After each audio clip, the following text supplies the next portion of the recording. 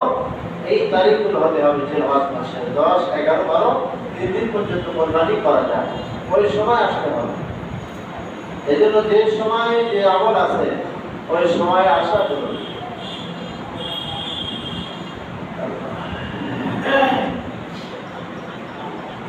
তো জিলহজ মাস কামি হওয়ার দ্বিতীয় কারণ, 3 নম্বর কারণ হচ্ছে এই মাসটা ঈদের মধ্যবর্তী একটা মাস। শাওয়াল মাসে আমরা ঈদুল ফিতরের নামাজ পড়েছি, জিলহজ মাসে ঈদুল আজহার নামাজ পড়বো, আল্লাহ তাআলা আয়াত রাখবেন। আর জিলহজ মাস হচ্ছে তার মধ্যবর্তী মাস, এই জন্য এই মাসটা দামি। 4 নম্বর কারণ,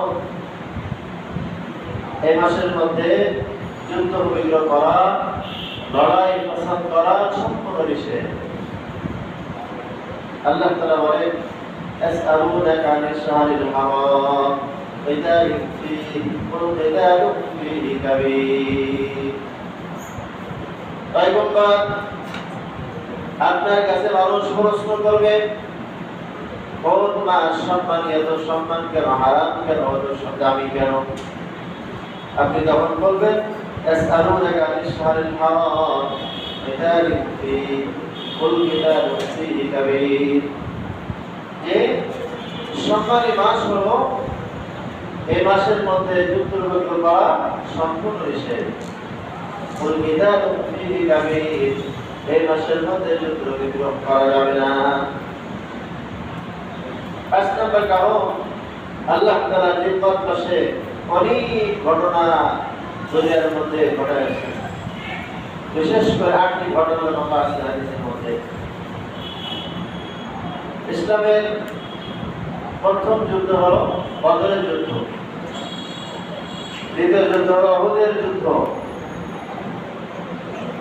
আরেকটা বিশেষ ঘটনা, সেটা হলো খন্দকের যুদ্ধ,